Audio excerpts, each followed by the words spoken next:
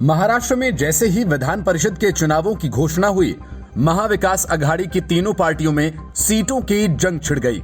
उद्धव और शरद पवार फिर अपना खेल करने की तैयारी में थे। दोनों पार्टियां 2-2 सीटें और कांग्रेस को 1 सीट देना चाहते हैं, लेकिन अब कांग्रेस ने उद्धव और पवार के इस सियासी रंग में भंग डाल दिया है। कांग्रेस 2 सीटों के लिए अड़ गई है। अगर कांग्रेस अड़ी रही तो महाराष्ट्र विधानसभा की सीटों के लिए चुनाव होना तय है, और जब चुनाव होंगे तो क्रॉस वोटिंग का खतरा, जिससे सब बचना चाहते थे। विधान परिषद के चुनाव के लिए कांग्रेस 2 सीटें मांग रही है।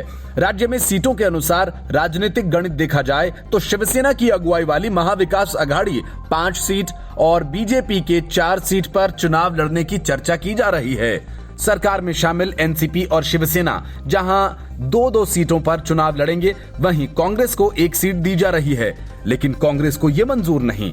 माना जा रहा है कि कांग्रेस अगर 2 सीटों की मांग पर अड़ी रही तो विधान परिषद में 9 सीटों के लिए 10 उम्मीदवार चुनाव लड़ेंगे और ऐसी स्थिति में वोटिंग करनी पड़ेगी, तब निर्विरोध चुनाव नहीं हो सकता है। महाराष्ट्र के राजस्व मंत्री और कांग्रेस नेता बालासाहेब थोराट इस बारे में गठबंधन नेताओं से बातचीत करके मामले को सुलझाने में लगे हैं। 9 सीटों के लिए होने वाले चुनाव के लिए 3 मई से नामांकन की प्रक्रिया शुरू कर दी गई है, लेकिन अब तक कोई नामांकन हुआ नहीं था। सूत्र बताते हैं कि शिवसेना के सीएम उद्धव ठाकरे और नीलम गोरे उम्मीदवार हो सकते हैं। मुख्यमंत्री के नामांकन पत्र पर मुंबई, ठाणे और रायगढ़ के विधायकों के दस्तखत कराए गए हैं। बात एनसीपी की करें तो यहाँ कई नाम चर्चा में हैं। सबसे ज्यादा चर्चा एनसीपी की महिला यूनिट की अध्यक्ष रूपाली चाकणकर का नाम है। चाकणकर सुप्रिया सुले की करीबी मानी जाती हैं। ऐसे में माना जा रहा है कि उन्हें पार्टी मौका दे सकती है। वहीं हेमंत टकले का नाम भी चर्चा में है।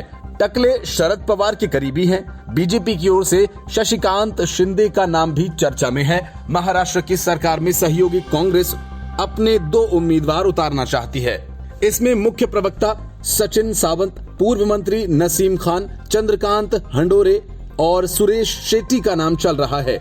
सूत्रों ने जानकारी दी है कि पार्टी हाईकमान कुछ दिनों में नाम घोषित कर सकती है। पार्टी ने बालासाहेब थोराट और महाराष्ट्र कांग्रेस के प्रभारी मल्लिकार्जुन खड़गे को सीएम ठाकरे और एनसीपी मुखिया पवार के साथ 2 सीट का मुद्दा निपटाने को कहा है। Bureau report, news of India.